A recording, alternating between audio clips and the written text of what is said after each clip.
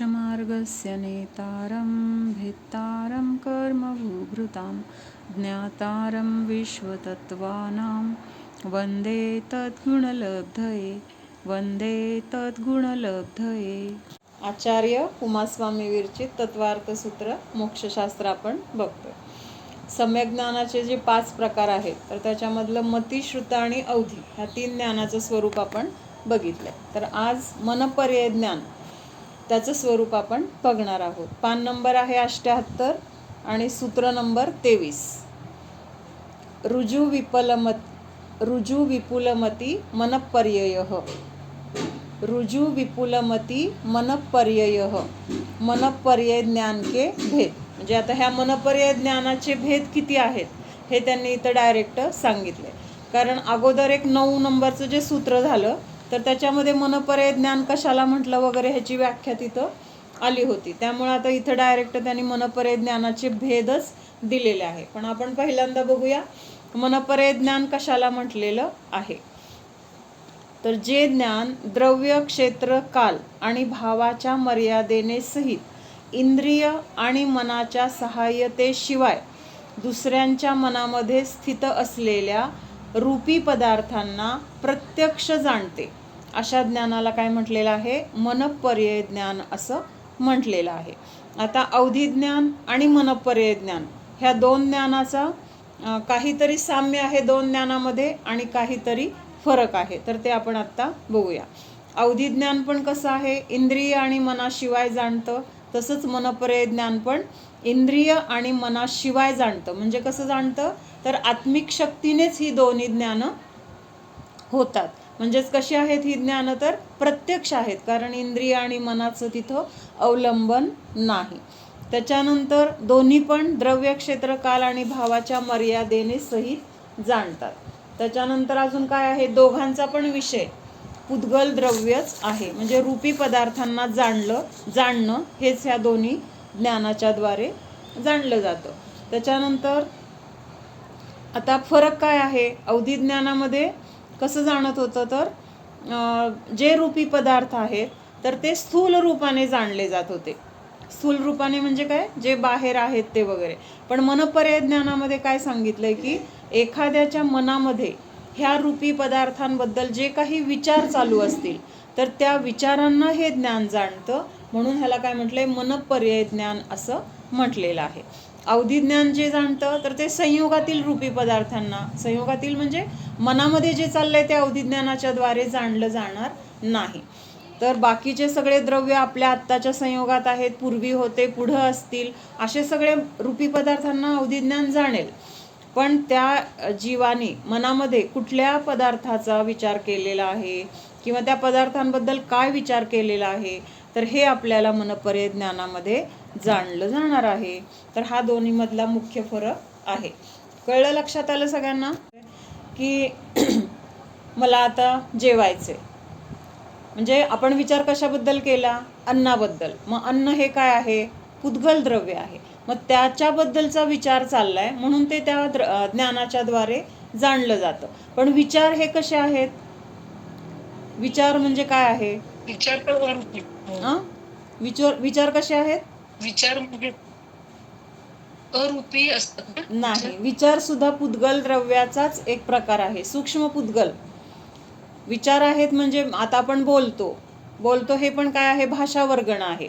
तसं मनामध्ये जे काही विचार उत्पन्न होतात तर ते सुद्धा काय आहे? तर पुद्गलाचं स्वरूप आहे. किंवा आता आपण क्रोध, मान, माया, लोभ म्हणतो की नाही, जे मनामध्ये राग आला किंवा लोभ झाला किंवा मोह झाला तर हे सुद्धा सगळं काय आहे? तर पुद्गलाचेच प्रकार आहेत किंवा ह्यांना सुद्धा पुद्गल द्रव्यच म्हटलेलं आहे.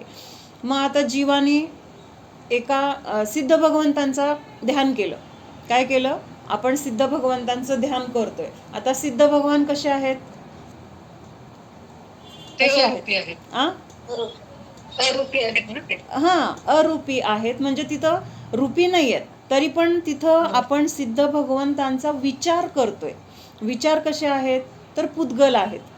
मग त्या विचारांना तिथं जाणलं जाणार. विचार पुद्गल आहेत ना, मनामध्ये उत्पन्न झालेले विचार. मग त्या विचारांना ते मनपर्यय ज्ञानाच्या द्वारे जाणलं जाणार आहे. तर म्हणजे आपण अरूपी पदार्थांना जाणू शकत नाही का?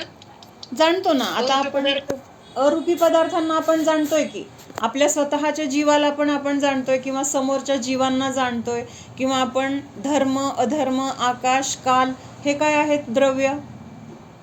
कसे आहेत हे द्रव्य? अमूर्तिकच आहेत किंवा अरूपीच आहेत. मग त्यांचं आपण ज्ञान आपल्याला होतंय की नाही?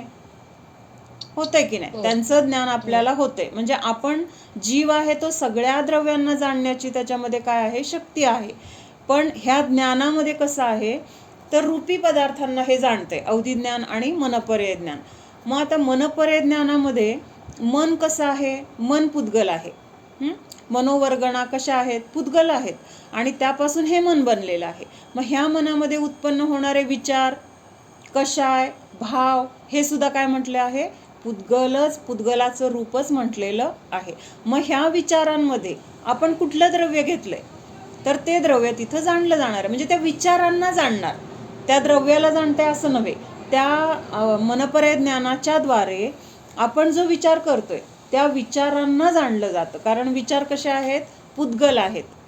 लक्षात येते का? मनपर्यय ज्ञानाच्या द्वारे म्हणजे धर्मद्रव्य जाणलं, अधर्मद्रव्य जाणलं असं नाही होणार. मनपर्यय ज्ञानाच्या द्वारे विचार जाणले जाणार आहेत. विचार कुठं आहेत? आपल्या मनामध्ये उत्पन्न झालेले आहेत, म्हणून त्याचं नाव मनपर्यय आहे.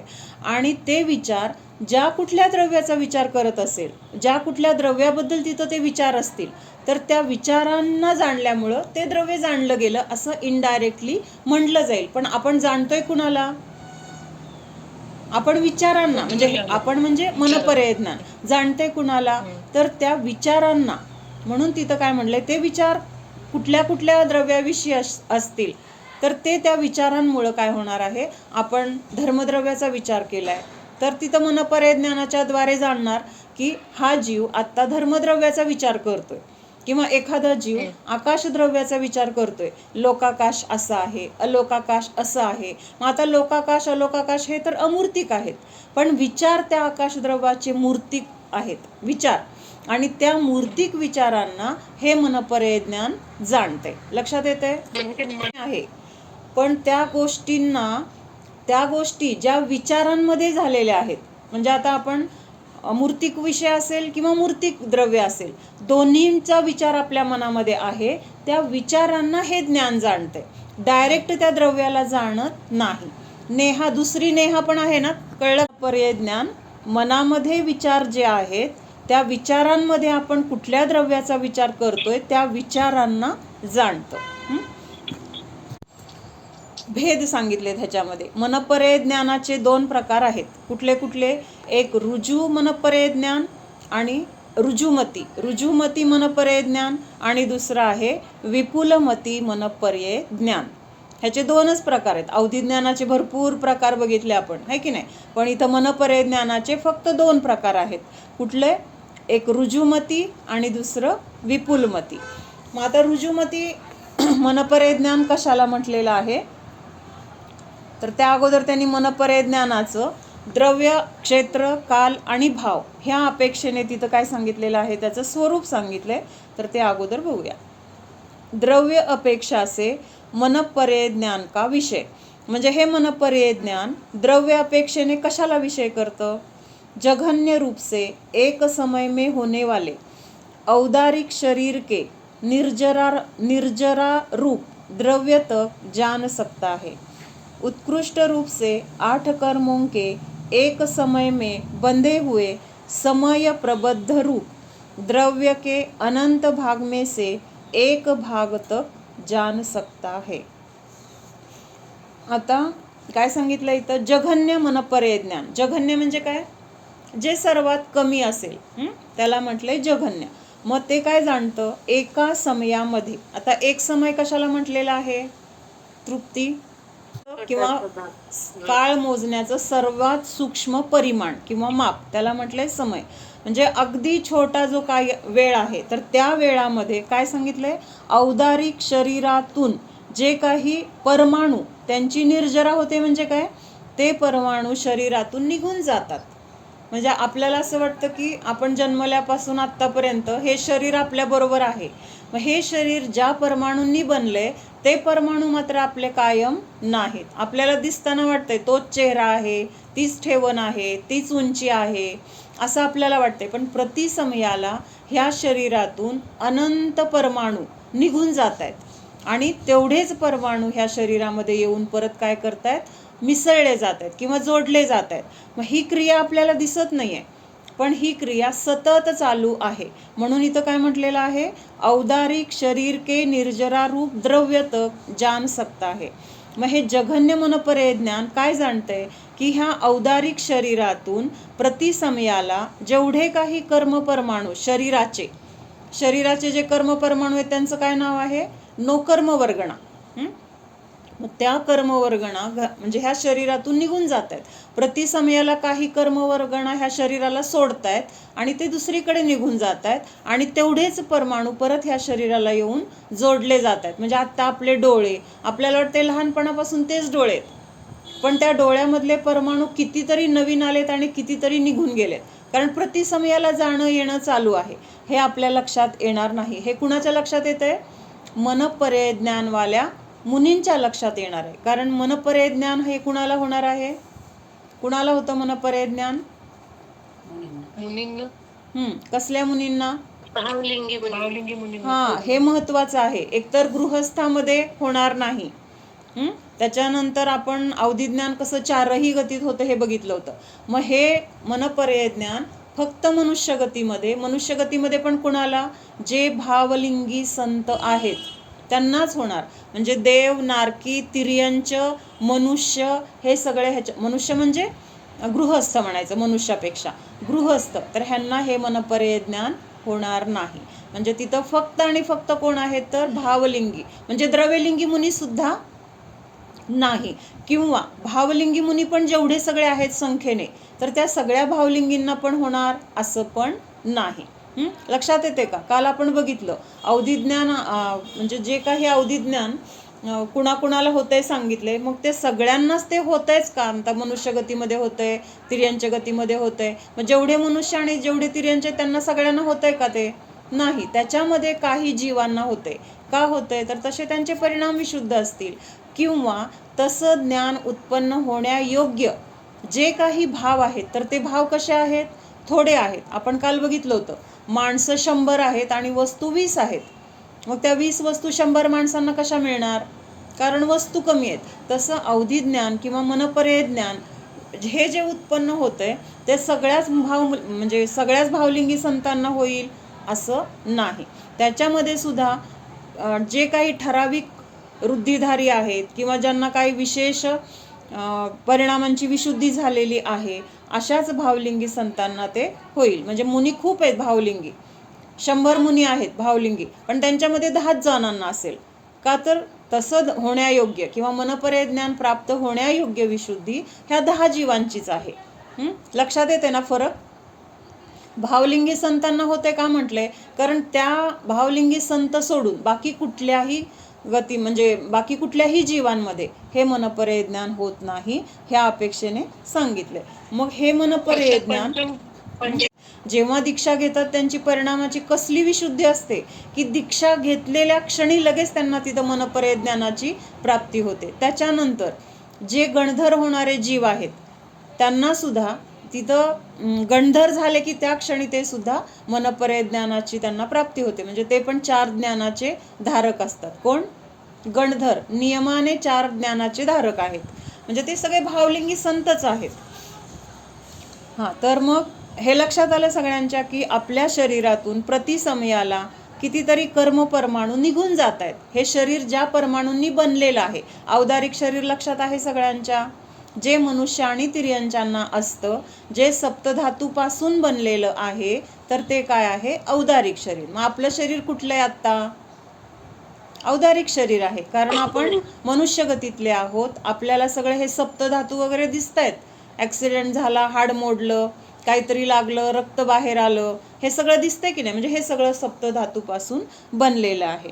मग अशा औदारिक शरीराचे जेवढे परमाणू प्रतिसमयाला बाहेर जात आहेत त्यांची संख्या किती आहे? एका समयाला जे परमाणू ह्या शरीराला सोडून जात आहेत तर त्यांची संख्या किती आहे? अनंत आहे. एका समयामध्ये निघून जाणारे आणि येणारे पण केवढे आहेत? अनंतच आहेत. मग ह्या अनंत संख्येला जाणण्याचं ज्ञान कोणाला, कुठल्या ज्ञानामध्ये आहे? तर ह्या जघन्य मनपर्यय ज्ञानामध्ये आहे. म्हणजे त्या परमाणूंची संख्या अनंत आहे, तेवढं ते जाणते. त्याच्यानंतर उत्कृष्ट जे आहे मनपर्यय ज्ञान, तर ते काय जाणतंय? तर हे जे आता औदारिक शरीर हे स्थूल झालं, दिसतंय आपल्या डोळ्यांना, हे स्थूल शरीर आहे. जेव्हा आपण हे सगळे शरीर वगैरे बघणार आहे ना, तेव्हा हे लक्षात येईल की सगळ्यात मोठं किंवा सगळ्यात स्थूल शरीर कुठलं आहे? तर औदारिक शरीर आहे. आणि सगळ्यात सूक्ष्म शरीर कुठलं आहे मावशी? मग आता उत्कृष्ट जे मनपर्यय ज्ञान आहे तर ते काय करतंय? 8 कर्मांचा, 8 कर्मामधील, आता कर्मांची पण सतत निर्जरा चालू आहे. प्रतिसमयाला कर्म उदयाला येतंय, त्याचं फळ देऊन निघून जाते. हीच काय आहे? कर्माची निर्जरा आहे. मग ह्या 8 कर्मांची प्रतिसमयाला जेवढी काही निर्जरा होते, म्हणजे प्रतिसमयाला ज्ञानावरणाचे किती कर्म परमाणू गेले, दर्शनावरणाचे किती गेले, मोहनीयचे किती गेले, अंतरायचे किती गेले, असं एका समयामध्ये ह्या टोटल 8 कर्मांपैकी जेवढे कर्म परमाणू निर्जरा झाले किंवा निघून गेले किंवा तेवढेच बांधले गेले. आपण प्रतिसमयाला भाव करतोय म्हणजे बांधले पण जात आहेत. म्हणजे पहिली कर्माची निर्जरा पण चालू आहे आणि नवीन बंध पण चालू आहे. तर हे एका समयामध्ये जेवढे काही ते कर्म परमाणू आहेत तर त्यांना जाणण्याचं ज्ञान ह्या उत्कृष्ट मनपर्यय ज्ञानामध्ये होतं. आता हे समय प्रबद्ध म्हणून हा इथे एक शब्द आलेला आहे. उत्कृष्ट रूप से 8 कर्मों के एक समय में बंधे हुए समय प्रबद्ध रूप द्रव्य के अनंत भागों में से एक भाग तो जान सकते हैं. आता हा समय प्रबद्ध कशाला म्हटलंय तर त्याची व्याख्या बघूया. एक समय में जितने कर्म परमाणु और नो कर्म परमाणु बंधते हैं उन सबको समय प्रबद्ध कहते हैं. मग एका वेळेस हे जे समय प्रबद्ध आपल्याकडे येत आहेत म्हणजे हे शरीर तरी ग्रहण करतंय किंवा आपल्या परिणामांच्या द्वारे नवीन तेवढं कर्म बांधलं जाते. मग एका समयामध्ये आपल्या परिणामाच्या निमित्तात जेवढे काही कर्म आले त्याला काय म्हटलेलं आहे? एक समय प्रबद्ध. एका समयामध्ये ग्रहण केलेल्या कर्म परमाणूंच्या समूहाला समय प्रबद्ध असं म्हटलेलं आहे. लक्षात येतंय? कर्म परमाणू आणि नो कर्म दोन्ही दिलेलं आहे. कर्म परमाणू म्हणजे काय? जे 8 कर्मरूप म्हणजे कर्म बांधलं जातंय तर त्यांना म्हटलंय कर्म परमाणू. आणि नो कर्म परमाणू म्हणजे ह्या शरीरासाठी जे कर्म परमाणू येत आहेत एका समयामध्ये तर त्याला काय म्हटलेलं आहे? नो कर्म परमाणू. कर्म परमाणू आणि नो कर्म मधला फरक लक्षात येतोय? ज्ञानावरणादी 8 कर्म जे आहेत तर त्यांच्यासाठी आलेले कर्म परमाणू त्याला म्हटलंय कर्म परमाणू. आणि ह्या शरीरासाठी जे कर्म परमाणू येत आहेत त्याला म्हटलंय नो कर्म परमाणू. नो कर्म म्हणजे आपलं शरीर. नो कर्म म्हणजे हे आत्ता आपल्याला जे प्राप्त झालेलं शरीर आहे ना, औदारिक शरीर, तर त्याचं नाव काय आहे? नो कर्म. म्हणजे आपण 3 प्रकारचे कर्म बघतो की नाही? द्रव्य कर्म, भाव कर्म आणि नो कर्म. मग द्रव्य कर्म म्हणजे काय? ज्ञानावरण, दर्शनावरण वगैरे हे जे 8 कर्म आहेत त्यांना म्हटलेलं आहे द्रव्य कर्म. आपल्या मनामध्ये जे काही क्रोध, मान, माया, लोभ, हास्य, रती, अरती वगैरे हे जे कषाय आहेत, कषाय प्लस नो कषाय, तर ह्यांना काय म्हटलेलं आहे? भावकर्म.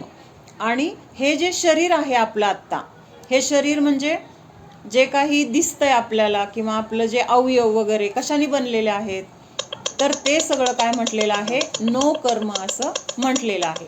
आणि ह्या शरीरासाठी आपण जे काही परिग्रह गोळा केलाय किंवा जो काही आपला संयोग आहे तर त्या संयोगाला आपण काय म्हटलेलं आहे? ह्या नो कर्माचं नो कर्म. म्हणजे ह्या शरीरासाठी आपण आता कपडे गोळा केले, घर बांधलं, आपली मुलं बाळं आहेत, आपल्या काही वस्तू आहेत, अन्न आहे, हे सगळं काय झालं? ह्या शरीराचं नो कर्म. म्हणजे ह्या शरीराला ज्या ज्या गोष्टींची गरज आहे तर त्याला काय म्हटलेलं आहे? नो कर्म. मग आता इथं नो कर्म परमाणू जे म्हटलेलं आहे ते फक्त शरीराचे घ्यायचे.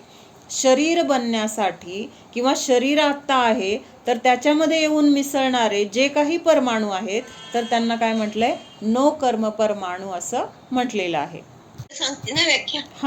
एका समयामध्ये जेवढे काही कर्म परमाणू आणि नो कर्म परमाणू बांधले जातात. हळू सांगा की थोडं. मनपर्याय ज्ञान. हा बोला. पुस्तकात म्हणजे आता आपण हे जे बघितलं ते द्रव्य अपेक्षेने मनपर्याय ज्ञान कसं जाणतं किंवा कशाला जाणतं ते बघितलं. त्याच्यानंतर आता क्षेत्र अपेक्षा से इस ज्ञान का विषय. जघन्य रूप से 2-3 कोस तक के क्षेत्र को जानता है और उत्कृष्ट रूप से मनुष्य क्षेत्र के भीतर जान सकता है. आता काय सांगितलंय? जघन्य रूप. जघन्य म्हणजे कमीत कमी किती जाणू शकेल हे मनपर्याय ज्ञान, कुठल्या क्षेत्रापर्यंत जाणू शकेल? 2 कोस किंवा 3 कोस. ह्या 3 कोसामध्ये जे काही मनुष्य असतील किंवा जीव असतील त्यांच्या मनामध्ये चाललेल्या विचारांना जाणणार. म्हणजे किती क्षेत्रामधलं? 2 किंवा 3 कोसापर्यंत तिथं असणाऱ्या जीवांच्या मनामध्ये जे विचार चाललेले आहेत त्या विचारांना हे जाणतं क्षेत्रापेक्षेने. कुठलं? जघन्य मनपर्याय ज्ञान. आणि आता उत्कृष्ट मनपर्याय ज्ञान कशाला जाणणार? मनुष्य क्षेत्रामध्ये. म्हणजे त्याची मर्यादा किती आहे? मनुष्य क्षेत्र. मनुष्य क्षेत्र किती आहे? क्षेत्रामध्ये मनुष्य आढळतात. ज्याच्या बाहेर मनुष्य आढळत नाहीत तिथं पण मध्यलोक आहे, ते घ्यायचं नाही आपल्याला. मनुष्य कुठंपर्यंत आढळतात? तर 2.5 द्वीपापर्यंत मनुष्य आहेत. मग ह्या 2.5 द्वीपामध्ये जेवढे काही जीवांच्या मनामध्ये ज्या ज्या गोष्टीबद्दल ज्या ज्या द्रव्याबद्दल विचार चालले असतील तेवढं जाणण्याची शक्ती ह्या मनपर्याय ज्ञानामध्ये आहे. आता 2.5 म्हणजे हे जे क्षेत्र केवढं मोठं झालं, 2.5 द्वीपाचं क्षेत्र.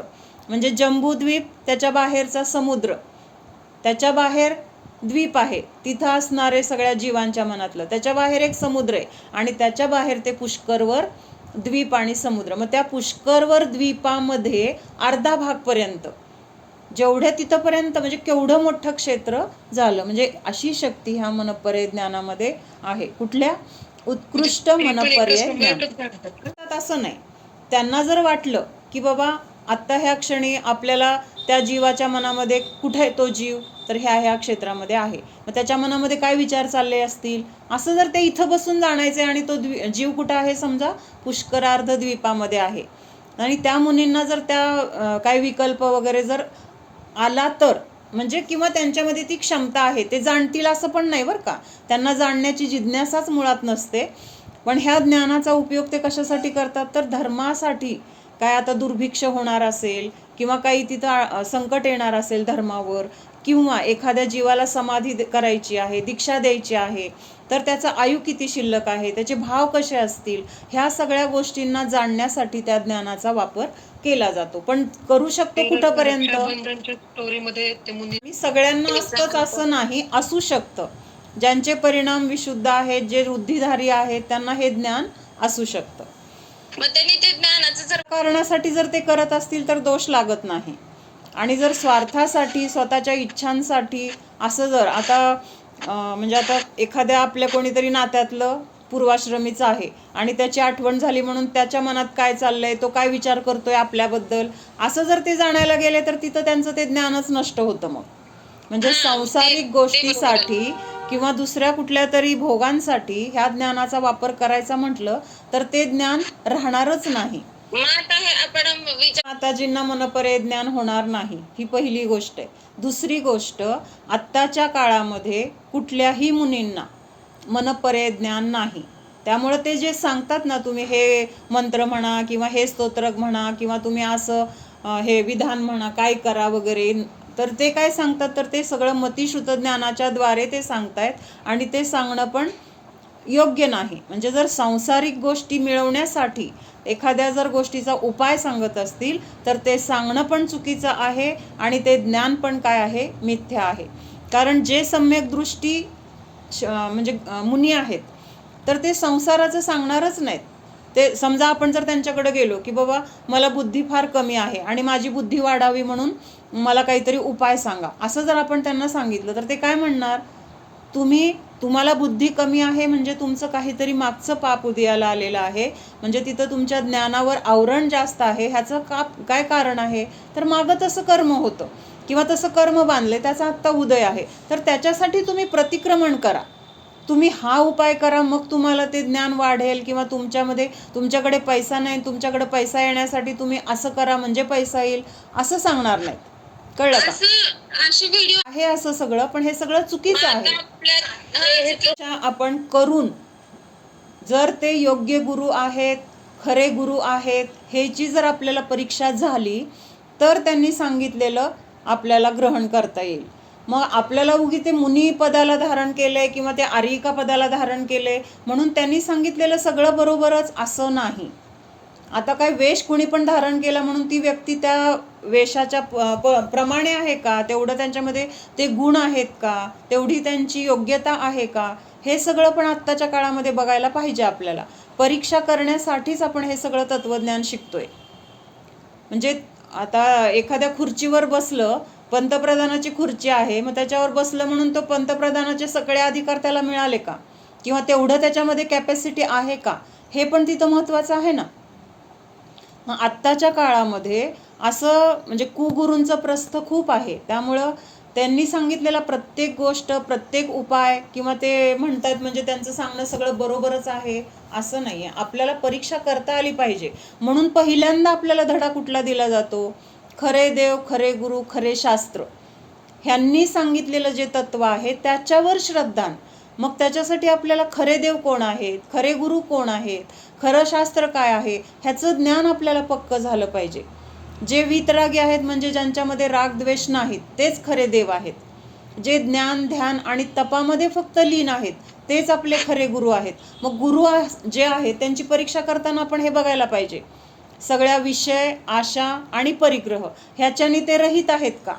विषयाशा आरंभ रहित जो ज्ञान ध्यान तपलीन रहे, अशी काय आहे तर खऱ्या गुरूंची व्याख्या. काय सांगितलंय, जे विषय आशा आणि आरंभ, विषय म्हणजे काय तर 5 प्रकारचे जे इंद्रियांचे विषय आहेत, तर त्या 5 इंद्रियांच्या विषयामध्ये ज्यांची आसक्ती किंवा त्यांना भोगण्याची इच्छाच नाही, ते शरीराचं पोषण करतायत. कशासाठी करतायत तर ह्या शरीराच्या द्वारे जी काही साधना करायची आहे, तप करायचं आहे, ज्ञान मिळवायचं आहे, ध्यान करायचं आहे, तर ते करण्यासाठी म्हणून ह्या शरीराला ते काय देत आहेत, अन्न देत आहेत. बाकी त्यांचा इच्छा नाही आहे की माझ्या रसनेंद्रियाला हे आवडतं किंवा ते खाल्लं म्हणजे मला छान वाटतं, अशा भावनेने ते आहार घेत नाही आहेत. म्हणून परीक्षा करताना ह्या गोष्टींचं आपल्याला करता आलं पाहिजे की ते विषयाने रहित आहेत. आरंभ म्हणजे काय, कुठल्या क्रिया ते स्वतः करतायत का त्याच्याने रहित असले पाहिजेत. त्याच्यानंतर परिग्रहाने ते रहित असले पाहिजेत. मुनींजवळ कुठला परिग्रह आहे असतो,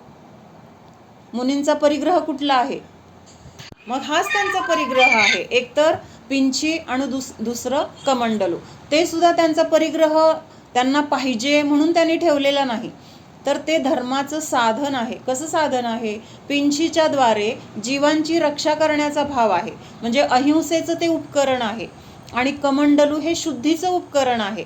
जेव्हा शौच किंवा ह्याच्या आता झोपेतून उठले, शौचाला जायचे किंवा अजून लघुशंका, ह्या गोष्टीसाठी आल्यानंतर परत तिथं शास्त्र स्वाध्याय करण्यासाठी शुद्धता पाहिजे आणि त्याच्यासाठी ते कमंडलूमध्ये पाणी त्यांना ठेवावं लागतं. त्या पाण्याचा उपयोग त्यांना दुसऱ्या कुठल्याही गोष्टीसाठी नाही. म्हणून मग त्यांना हे गरज आहे. कशाची गरज आहे, अहिंसेचं उपकरण, शुद्धीचं उपकरण म्हणून ते ठेवतात. त्याच्याबद्दल त्यांना मोह नाही आहे की मला हे पाहिजे, असलं पाहिजे. मग असं जर त्या परिग्रहाबद्दल सुद्धा जर मोह असेल तर तिथं सुद्धा काय झाले, ते परिग्रही म्हटलं जाईल. म्हणजे मोह हा मुळात त्यांचा तिथं काय आहे, नष्ट झालेला आहे. ह्या गोष्टी गरज म्हणून आहेत, फक्त पिंचे आणि परिग्रह हे कमंडलू. पण आता काय काय दिसतंय परिग्रह बाहेर, आता काय काय दिसतंय परिग्रह आपल्याला संयोगामध्ये. आपण खरे गुरु म्हणणार का, आपल्याला विचार केला तर सगळे साधू आपल्याला सारे करत नाहीये. आपल्याला फक्त चूक काय आणि बरोबर काय, योग्य काय आणि अयोग्य काय, एवढं आपल्याला फक्त तिथं ज्ञान करायचंय. तुला सोनं घ्यायला जायचंय दुकानामध्ये, मग आता सगळे ते दुकानदारांनी दाखवलेलं सगळं त्यांनी योग्यच आहे म्हणून तू घेणार का, परीक्षा करणार का नाही तिथं, परीक्षा करूनच घेणार म्हटली की नाही. नाही नाही, त्यांना स्वाध्यायासाठी एक शास्त्र सोडलं तर बाकी काहीच नाही आहे. म्हणजे हा जर परिग्रह स्वाध्यायासाठी म्हणून ठेवला तर बघ कसं होतंय. आता समजा लॅपटॉप ठेवला स्वाध्यायासाठी, मग तो लॅपटॉप सांभाळण्याची त्यांना चिंता लागणार की नाही? चोरीला जाऊ नये, नीट ठेवा, लागणार की नाही? परत त्याच्यासाठी चार्जिंग आहे का नाही, लाईट गेली, अरे मला आत्ता बघायचं होतं, आकुलता होणार. समजा चोरी झाली तर समताभावामध्ये राहतील का ते? आकुलता होणार. मग ज्या गोष्टीमुळं आकुलता होती त्या सगळ्या गोष्टींचा त्यांनी त्याग केलेला आहे. आणि शास्त्र वगैरे सुद्धा त्यांना जर तिथं जिथं आहे तिथं मिळालं तर ते घेतात, वाचतात आणि तिथंच ठेवून पुढच्या विहाराला जाताना निघून जातात. म्हणजे पूर्वीचे साधू तर असे होते की ते शास्त्रसुद्धा स्वतःच्या बरोबर नेत नव्हते. जिथं गेल्यानंतर आपल्याला जे पाहिजे ते तिथं मिळालं, त्याचा स्वाध्याय करणार, तिथंच ठेवणार आणि पुढं जाणार. आत्ताचं कसं झालंय, ते पुस्तकांचं सुद्धा सगळा म्हणजे सोबत सगळं घेऊन जातात. मग ते पुस्तक ठेवायला बॅग पाहिजे. ती बॅग परत कशी पाहिजे? चांगली पाहिजे. त्याची चेन खराब झाली, आता श्रावकावर अवलंबून राहावं लागणार. तर तिथं लगेच त्या बॅगेसाठी सुद्धा विकल्प, चेन खराब झाली, अरेच्या मनात येणार की नाही? शेवटी ते मनुष्यच आहेत ना, आपल्यासारखे कर्माने सहित आहेत. मग एवढं सगळं महाव्रत वगैरे जे सांगितलंय ते 14 प्रकारच्या परिग्रहाने रहित, अंतरंग 10 प्रकारच्या परिग्रहाने रहित का सांगितलंय? तर हे सगळे परिग्रह आपल्याला असे कशाय किंवा असे आपल्याला चिंता, आकुलता व्यक्त करणार आहेत. म्हणून हा विकल्पच नको, ही आकुलता नको, ही रागद्वेष नको. म्हणून ह्या सगळ्याचा त्याग करून एक आत्मसाधनेसाठी त्यांना तिथं वेळ पाहिजे. मग हा वेळ जर ह्याच्यामध्ये घातला तर तिथं काय, त्यांचं ध्यानामध्ये कुठे लक्ष लागणार? लॅपटॉप होता, कुणीतरी नेला, आता कुठला तर शावकाने दिलं तर बरं होईल, नाही दिलं तर माझा स्वाध्याय कसा? आता तू म्हटली म्हणून बरं का, असे विचार येऊ शकतात. मग हे विचार काय झाले, कशाय झाले? त्या परिग्रहाबद्दल. म्हणून हा परिग्रह काय सांगितलंय? दुःखाला कारण सांगितलंय. मनोहर वर्णींच्या पुस्तकात एक गोष्ट आलेली आहे. एक साधू असतात आणि साधू अशीच उन्हातून चाललेले असतात आणि मग तिथं त्यांना रस्त्यामध्ये कोणीतरी एक चांगला गृहस्थ भेटतो. त्याला माहीत नसतं मुनिचर्या वगैरे. मग तो काय म्हणतो, एवढं ऊन आहे, तुमच्या अंगावर कपडे नाही आहेत, कमीत कमी पायामध्ये चप्पल तर घाला, तुमचे पाय पोळणार नाहीत. मग ते मुनी काय म्हणतात, पायामध्ये चप्पल, अंगावर कपडे नाहीत, डोक्यावर सगळं आसन, पायात चप्पल, कसं चांगलं वाटेल? मग तो म्हणतो, मी छत्री पण देतो. मग ते म्हणतात, पायात चप्पल आहे, डोक्यावर छत्री आहे, अंगावर कपडे नाहीत, कसं चांगलं वाटेल? मग ते म्हणतात, असं म्हणल्यावर तो गृहस्थ म्हणतो, ठीक आहे, मी कपडे पण देतो. मग ते मुनी म्हणतात, ठीक आहे, कपडे तू देशील, मग ते कपडे घातल्यानंतर मला जेवायला कोण देणार? कारण असे कपडे घालून गेल्यानंतर साधूंना कोण पडगाहन करेल का? मग ठीक आहे, मी तुम्हाला घर देतो, तुम्हाला कुणाच्या घरीच जायला नको. मग सगळं असं, मी हे देतो, मी ते देतो. मग बायको लग्न करून देतो तुमचं एका मुलीशी वगैरे, सगळं म्हणजे ती तुमची व्यवस्था बघेल.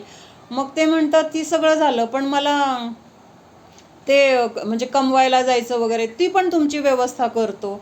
मग परत असं मुलगा होईल, हे होईल, ते होईल. मग ते कोण तर मरणार, मग ते मेल्यावर रडणार कोण? समजा घरामध्ये कोणाचं तर मरण झालं तर रडणार कोण? मग तो माणूस म्हणतो, ते रडणं मात्र तुम्हाला करावं लागेल म्हणतो, ते काय मी करणार नाही, बाकीचं सगळं मी व्यवस्था तुमची करू शकतो, पण ते रडायचं काम तर तुम्हालाच करावं लागेल. मग ते म्हणले, त्याच्यासाठी ते रडणं, आकुलता हे सगळं करायचं नाही, म्हणून तर मी हे सोडलंय म्हटले.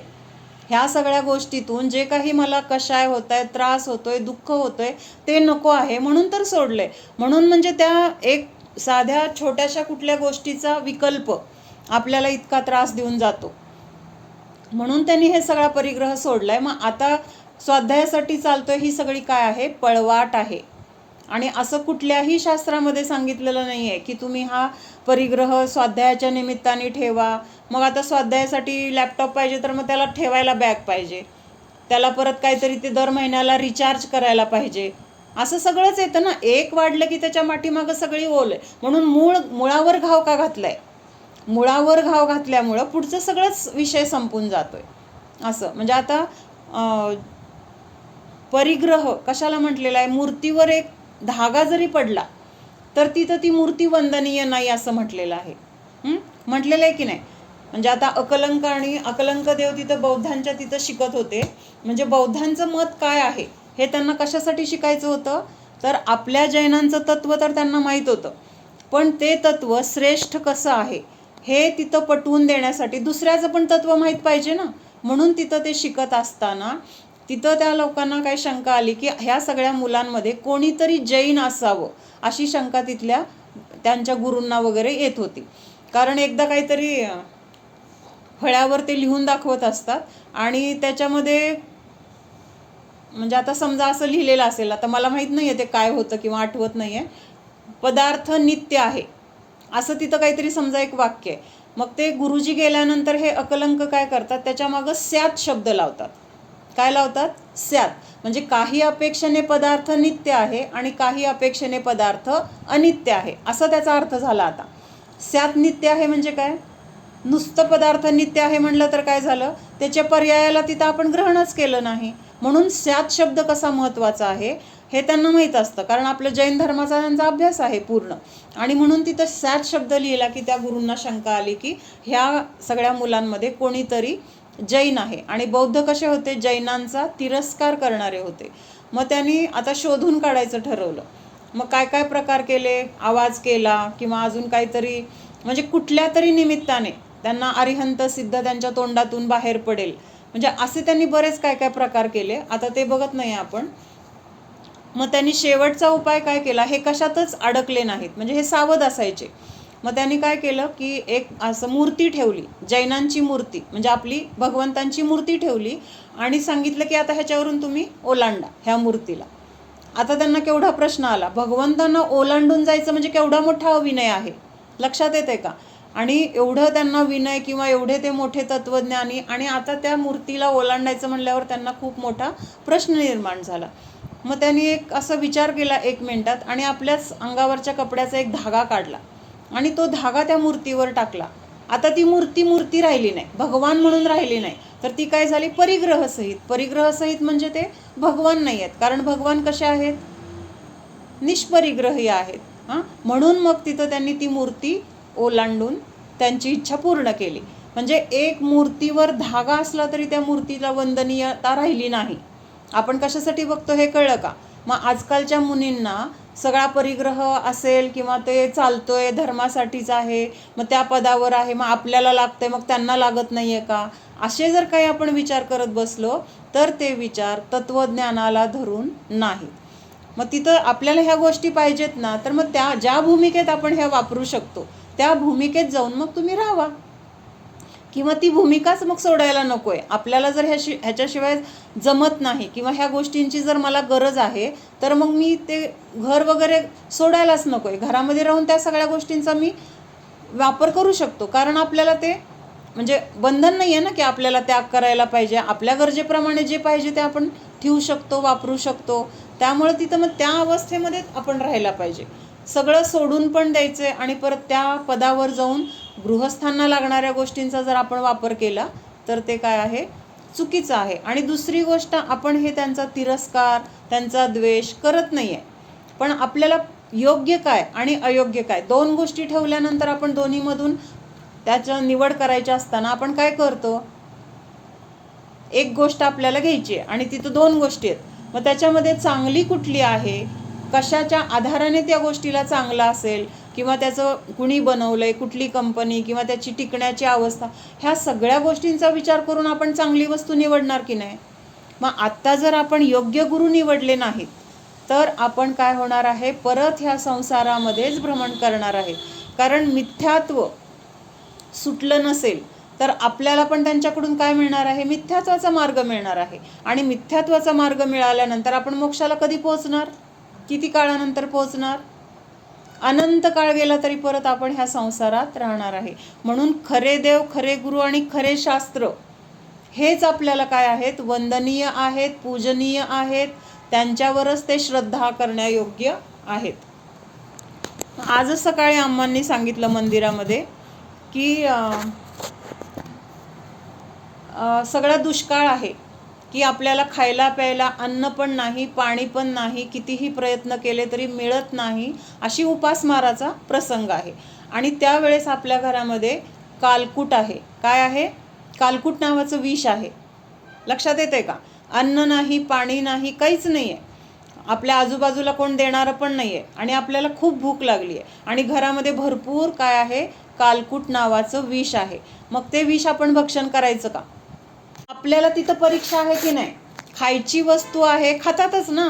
कोणीतरी खाऊन ते मरतात म्हणजे खाण्यासाठीच आणलेलं आहे ते. बरोबर आहे की नाही? विष खाणारे आहेत की नाही? विष खाऊन मरणारे, आत्महत्या करणारे. मग तसं आता दुसरं काय नाही आहे, घरामध्ये विष आहे तर विष खाऊया. मग तिथं परीक्षा आहे की नाही? नाही नाही, हे खायचं नसतं, ह्याच्याने मरतं, अन्न पाणीच पाहिजे. हां, मग हा विचार तिथं काय आहे? आपल्याला परीक्षा आहे. मग तसं अम्मांनी आज सांगितलं की आता आपल्याला इथं कुठं खरे गुरु दिसत नाही आहेत किंवा आपल्याला योग्य मार्गदर्शन करणारं कोणी दिसत नाही आहे, म्हणून मग जे दिसतंय त्यांच्या पाया पडायचं का आपण? आजच सकाळी विषय झाला. जसं ते विष आपण ग्रहण करणार नाही, तसं कुगुरु, कुदेव, कुशास्त्र ह्यांचं ग्रहण जर आपण केलं तर ते विष जे भक्षण म्हणजे करायचं नसतं ते भक्षण केल्यासारखं आहे. म्हणजे अन्न मिळत नाही म्हणून विष खाणं जसं आपल्याला पटत नाही, तसं खरे देवशास्त्र गुरु जर आपल्याला मिळत नसतील तर असे कुगुरु, कुदेव, कुशास्त्र ह्यांना भजायचं का? असा त्यांचा प्रश्न होता. मग जसं विषाचं आपल्याला पटकन लक्षात येते की नाही? मग ते विष तर आपल्याला एका भवामध्ये मारणार आहे. म्हणजे आत्ता विष खाऊन मेलो किंवा आपल्याला कुणी खाऊ घातलं तर एकच मरण होईल आपलं. पण ह्या जर कुगुरूंच्या नादी आपण लागलो तर आपले अनंत भव वाया जाणार आहेत. किती भव? अनंत. संख्यात असंख्याच्या पुढं अनंत आहे. आणि असे अनंत भव आपल्याला कशामध्ये घालवावे लागणार आहेत? फक्त दुःखामध्ये. म्हणजे सतत जन्म मरण किंवा सगळे संसारातले सगळ्या प्रकारचे दुःख, शरीराचं रोग, वेदना किंवा अजून प्रतिकूलता, ह्या सगळ्यामध्ये आपल्याला काय करावं लागणार आहे? अनंत भव वाया घालावे लागणार आहेत. मग हे आपल्याला असं अनंत भव दुःखामध्ये घालायचे नसतील तर आत्ता आपल्याला जो मनुष्य जन्म मिळाला आहे तर तो कशासाठी आहे? परीक्षा करून. त्याच्यासाठी तर आपल्याला सम्यक दर्शनाची व्याख्या बघताना आपण किती वेळा बघितले हे की सम्यक दर्शन कशाला म्हटले? खरे देव, खरे गुरु, खरे शास्त्र ह्यांच्यावर श्रद्धान. मग खरे देवांचं स्वरूप आपल्याला माहीत पाहिजे, खऱ्या गुरूंचं स्वरूप आपल्याला माहीत पाहिजे. मग शास्त्रामध्ये दिलंय पण आता समोर आपल्याला काय आहेत? सगळे लोक जातात, मग आपल्यापेक्षा बरे, त्यांनी घर तर सोडले, मग काय फरक पडतोय? आपल्यापेक्षा श्रेष्ठच आहेत ना, त्यांना काहीतरी आपल्यापेक्षा जास्त ज्ञान आहे. पण ते ज्ञान चुकीचं आहे का बरोबर आहे हे पण आपल्याला परीक्षा करून कळायला पाहिजे. मग समजा घरामध्ये विष आहे, आपल्याला माहीत नाही आहे आणि कुणीतरी येऊन सांगितलं बाबा ते काय, तुला भूक लागली ना, त्या डब्यात आहे विष, खा. मग त्यांनी सांगितलं म्हणून आपण खाल्लं तर मरण आपलं होणार आहे, सांगणाऱ्याचं नाही आहे. त्यामुळं इथं आत्ता आपल्याला असं आजूबाजूला वाटतं. आणि मुख्य म्हणजे सगळ्यात परत मी सांगते की आपल्या आजूबाजूला अशा चुकीच्या गोष्टी करणारे कोणी दिसलं तरी त्यांचा तिरस्कार करायचा नाही. त्यांना योग्य गुरु मिळाले नाहीत त्यामुळं ते असे आहेत. उलट आपल्याला त्यांच्याबद्दल काय वाटलं पाहिजे? करुणा वाटली पाहिजे. पण आपण सांगू शकत नाही, आत्ताचा तसा पण काळ नाही आहे की बाबा हे चूक आहे किंवा आपला तेवढा अधिकार नाही, आपल्याकडं पण तेवढं ज्ञान नाही. त्यामुळं पण एवढं आपण करू शकतो की मला जी गोष्ट पाहिजे ती मला उत्कृष्ट पाहिजे. जसं शास्त्रामध्ये सांगितलेलं आहे खऱ्या देवशास्त्र गुरूंचं स्वरूप, तसं स्वरूप असेल त्यांच्याकडेच मी जाणार. का जायचं? म्हणजे तिथं काय आपल्याला त्यांच्याकडे जायचं नाही म्हणून ह्यांना चांगलं म्हणायचं किंवा आपले आहेत म्हणून चांगलं म्हणायचं, असं नाही आहे. तर त्याद्वारे माझं कल्याण होणार आहे, त्याद्वारे मला सुख मिळणार आहे, माझं सगळं दुःख नष्ट होणार आहे, हे मुख्य आपला हेतू आहे.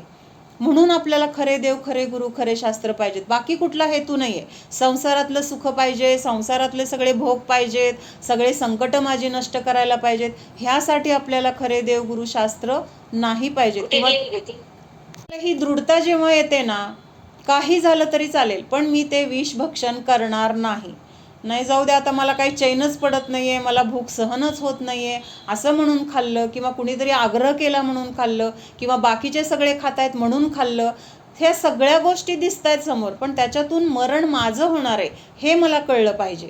नुकसान माझं होणार आहे, माझे अनंत भव वाया जाणार आहेत, मला परत दुःख भोगावं लागेल, नरकात जावं लागेल, तिर्यंच्या गतीमध्ये जावं लागेल.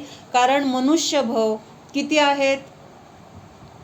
काल तृप्ती तुझा प्रश्न होता ना, पंचम काळामध्ये मनुष्य भव किती मिळतात? तर पंचम काळातच असं नाही, एकूण मनुष्य भव 48 आहेत.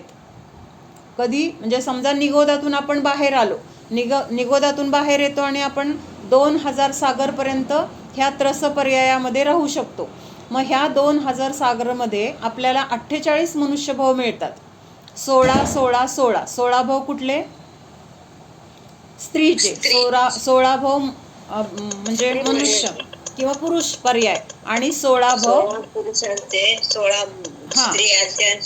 नपुसंकाचे. म्हणजे त्याच्यामध्ये सुद्धा 16 तर गेले. नपुसंक मध्ये काय पुरुषार्थ करणार आहे? मग राहिले किती? 16 16 म्हणजे 32. ह्याच्यामध्ये जर आपल्याला सम्यक दर्शनाची प्राप्ती केली म्हणजे असं सगळं काय आहे हे इतकं मुश्किल आहे. आणि त्यातून पण आत्ता मिळालेला मनुष्यभाव आपण जर अशा कुगुरूंच्या कुदेवाच्या नादी लागून वाया घालवला तर आपण परत त्या निगोदात गेल्यावर परत कधी बाहेर येणार ह्याची काही गॅरंटी नाही. म्हणून आत्ता परीक्षा करण्यासाठी तेवढी दृढता अगोदर आली पाहिजे. काही झालं तरी चालेल. आशेने, भयाने, स्नेहाने आणि लोभाने कुदेव, कुगुरु, कुशास्त्र ह्यांना भजणार नाही असा एक श्लोक आपण रत्नकरण श्रावकाचारमध्ये बघितलाय. आठवते? कुदेवागमलिंगिन नाही, कुठला श्लोक आहे? लोभाश्च असं काहीतरी श्लोक आहे. म्हणजे भयाने म्हणजे कुणीतरी भीती दाखवली, तू इथं नमस्कार कर नाही तर तुझा प्राण घेणार, तरी सुद्धा तिथं तो जीव कुदेवांना नमस्कार करणार नाही. आशेने म्हणजे मला काहीतरी तिथून काहीतरी माझा फायदा होईल, माझं संकट दूर होईल, मला भरपूर पैसा मिळेल म्हणून तिथं नमस्कार केला असं पण होणार नाही. त्याच्यानंतर लोभाने पण तसंच झालं. लोभाने म्हणजे मला भरपूर काहीतरी भोग मिळावेत, हे मिळावं, असं तसं. म्हणजे अशा कुठल्याही म्हणजे गोष्टींच्या द्वारे आपण तिथं जायची आपल्याला म्हणजे त्या जीवाला तिथं धाक लावला किंवा त्याला बळजबरी केली तरी सुद्धा तो जीव तिथं कुदेव, कुगुरु, कुशास्त्र ह्यांना भजणार नाही. का भजणार नाही? तर एवढी दृढता आहे त्याच्यामध्ये. त्यांनी परीक्षा केलेली आहे. खरं कोण, खोटं कोण, काय योग्य काय अयोग्य आहे ही परीक्षा त्यांनी केलेली आहे. आणि त्यामुळं तिथं काय आहे तेवढी त्याला दृढता आली आहे. त्याला माहिती आहे मी तर मरणार नाही. समजा माझे कुणी प्राण घेतले किंवा मला जे पाहिजे ते नाही मिळालं, काय होऊन काय होईल? हे शरीर नष्ट होईल, मी तर मरणारा नाही. म्हणजे एवढी दृढता असल्यामुळं मग ह्या बाकीच्या अशा सांसारिक इच्छेसाठी किंवा कुठल्या गोष्टींसाठी किंवा आता सगळेजण जात आहेत म्हणून असं कुठल्याही इच्छेने आपण त्यांच्याकडे किंवा भावनेने त्यांच्याकडे आपण जाणार नाही. हां, म्हणजे एक तर तेवढी दृढता कमी असते म्हणून आपण जातो नाही. कसं म्हणायचं? त्यांना वाईट वाटेल. मग इथं परत काय झालं? लोभाने गेलो, त्यांना वाईट वाटू नये म्हणून गेलो. म्हणजे त्यांना वाईट वाटण्यापेक्षा किंवा आपल्या देवापेक्षा त्यांना वाईट वाटणं जास्त आपल्याला महत्त्वाचं वाटलं. म्हणजे ते कुदेव असून सुद्धा किंवा आपण कुदेवांना भजणार नाही, भजायचं नाही हे आपल्याला तत्वज्ञान माहीत असून सुद्धा त्यांना वाईट वाटू नये म्हणून आपण तिथं भले मग डोळे झाकून आपण आपल्या भगवंतांना नमस्कार केला. मग ही मायाचारी आहे का नाही? मायाचारी आहे का नाही? वरून नमस्कार करतोय कुठं? त्या देवापुढे. आतमध्ये आहे भगवान आपले, पण वरून तिथं म्हणजे कृतकारित अनुमोदन मनात किंवा मनाने, वचनाने, कायेने कुठल्या जरी गोष्टींच्या द्वारे चुकीची गोष्ट झाली तर त्याचे दोष तर आपल्याला लागणारच आहेत. भले आपल्याला आतून तिथं इच्छा नाही आहे की पाया पडायला नको आहे, चुकीचं आहे, कळतंय, पण आता नाविलाज आहे. मग तेवढी दृढता पाहिजे की बाबा मला नाही आमच्यात हा नुसता आता टाळता येईल तेवढं तर टाळायला पाहिजे. काही कारणाने समोर आलंच, नाविलाज असेल तर मग आपलं एक न्यायक राहायचं, नमस्कार पण करायचा नाही आणि तिथं आपल्याला स्वतःला त्यांना काय वाटेल हा विचार पण करायचा नाही. शेवटी त्यातनं त्यांना जे वाटेल ते वाटेल, आपण योग्य करतोय ना त्याच्याशी आपल्याला ठाम राहता आलं पाहिजे. कशाला म्हणतात किंवा त्यांना भजून आपलं काय नुकसान होणार आहे? मग तरी पण आपल्याला असं आपले साधू आहेत म्हणून आपल्याला तिथं धर्माचं लिंग आहे किंवा आपल्या धर्माची बदनामी होऊ नये म्हणून आहार वगैरे द्यायला पाहिजे, द्यायचं नाही असं नाही आहे. पण ते देताना तिथं भावलिंगी संतांना जी भावना असते देतानाची ती भावना इथं नाही आहे. इथं काय आहे? करुणादान म्हटलेलं आहे. करुणादान म्हणजे फक्त आता भूक लागली आणि तिथं गरज आहे म्हणून द्यायचंय. तिथं ते आदर, तो विनय, ती भक्ती तिथं नसणार आहे. पुन्हा तशी पाहिजे की मला नाही जायचं, मग तिथं सगळे गेले तरी आपण टाळू शकतो ना. आता आजारी आहे म्हणल्यावर आता किती वेळा स्वाध्यायाला नसते तेव्हा मग तशी कारणं तिथं सांगू शकतो.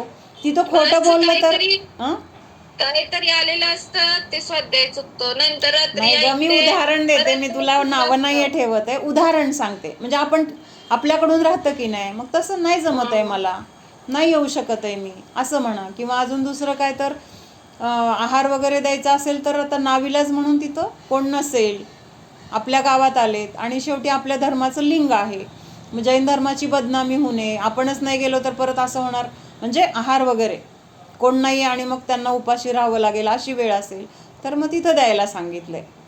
पण आवर्जून आपण जे देतो ना, तसं तिथं अंतरंगातून ती भावना नसणार ना. आता तिथं गरज म्हणून दिलं जाणार आणि आपले भावलिंगी संतांना तिथं भक्तिभावाने आदराने किती देऊन किती नको, म्हणजे असं तिथं आतून आपल्याला काय आहे, एक भक्ती उमडलेली असते. आणि ते देणं वेगळं आणि हे देणं वेगळं. हा फरक आपल्याला ना विचारातून, चिंतनातून किंवा जेवढं आपलं स्वाध्यायाचं बळ वाढेल आपोआप येतं. तिथं आपल्याला कोणी नावं ठेवलं तरी मग आपल्याला कुठं वाईट वाटत नाही. नाहीतर सुरुवातीला असं होतं, लोक नावं ठेवतील, लोक काय म्हणतील, हा विचार आपण खूप करतो. पण आत्ताचं आपल्याला लोकांनी नावं ठेवणं तेवढं महत्त्वाचं वाटतं, पण पुढं जाऊन आपले किती भाव वाया जाणार आहेत हा विचार आत्ता आपल्याला येत नाही. तात्पुरतं बघतो आपण, पुढचा विचार करत नाही. पण आता पुढचा विचार करणं गरजेचं आहे, कारण मनुष्यभाव परत मिळेल का नाही माहीत नाही. मग पुन्हा संधी नाही मिळाली तर निगोदात जाण्यापेक्षा आत्ता आहे तर त्याचा सदुपयोग करूया. जे काही योग्य आहे तेच करायचे. चला ठीक आहे. पण तिथं जर आपली भावना आपल्याला माहिती आहे किंवा आपण धर्माप्रती जे खरं आहे त्याच्याप्रती समर्पित असेल तर ह्या बाहेरच्या बोलण्याचाही आपल्याला काही फरक नाही पडणार. मी म्हणून मग अशी म्हटलं, कुणी नावं ठेवली तर ठेवा, काही फरक पडत नाही. नावं ठेवल्यानंतर आपली निर्जरा होते आत्ता, हो दे ठीक आहे. आणि थोड्या दिवसांनी त्या लोकांना कळतं की जे चांगलं आहे ते पण बाहेर येतं ना, फक्त काय म्हणजे वाईटच राहतं असं नाही. सुरुवातीला नावं ठेवतील, थोड्या दिवसांनी लक्षात येईल, अरे ही खरंच अभ्यासू आहे, ही खरंच योग्य परीक्षा करणारी आहे. आणि उलट आपलं बघून काही लोक आपल्याला जोडली जातात परत, असं पण होतं. त्यामुळं आपण सुरुवातीला दृढता ठेवणं महत्त्वाचं आहे. जेव्हा आपल्याजवळ कोणी नसेल, आपण एकटा असलं तरी घाबरायचं कारण नाही आहे. रेवती राणीला किती सगळ्यांनी प्रलोभनं दिली होती की कसलं समोसरण आलंय, तुमचंच आलंय, चला की आता तरी सुद्धा ती गेली का नाही. 25वे तीर्थंकर नसतातच किती ठाम होती. असं वाटलं का तिला की नाही आता सगळे लोक जात आहेत ना, मग जाऊन बघू तरी आपण, अशी सुद्धा तिला जिज्ञासा झाली नाही. म्हणजे ही दृढता कुठेतरी अंशाने आपल्यामध्ये पण आली पाहिजे. आणि येणार आहे, ती नक्की येणार आहे. कारण आपलं तत्वज्ञान एवढं चांगलं आहे, त्याच्या आश्रयाने राहिल्यानंतर आपल्याला ते येणारच आहे, आपल्या अंगामध्ये ते उतरणार आहे, हा विश्वास ठेवून चालायचं. मग त्यावेळेस आपल्याला लोक काही म्हणू देत, काही फरक पडत नाही. अगं आपले मुनिराज काय काय त्यांनी सहन केलेलं आहे, कसले उपसर्ग सहन केले, काय म्हणजे कशा प्रसंगांना तोंड दिलं त्यांनी. मग का ढळले नाहीत ते? नाहीत ढळले, कारण त्यांचा विश्वास होता तत्वज्ञानावर, स्वतःवर, जैन धर्मावर. ह्या सगळ्यामुळे त्यांना ते बळ येत गेलं आणि त्यातून ते काय झाले, बाहेर पडले आणि ते आदर्श ठरले सगळ्यांना. आज आपण त्यांना आदर्श रूपाने नमस्कार करतो की नाही?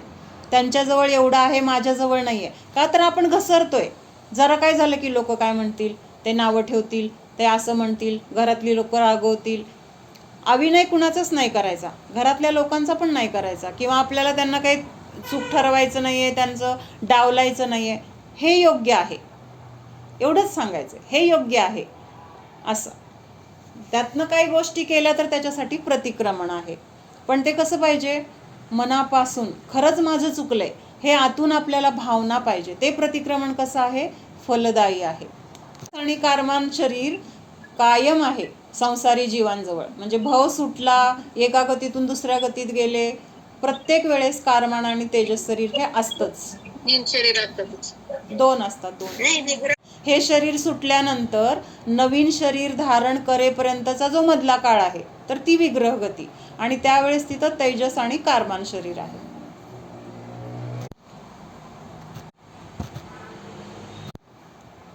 ओम सावधान जाणा, हा मी शुद्ध जीव आहे, जाणणारा आहे, मात्र जाणत आहे. जाणणे सोडून मी अन्य काहीही करणारा नाहीच. घ्यायचं जाणा.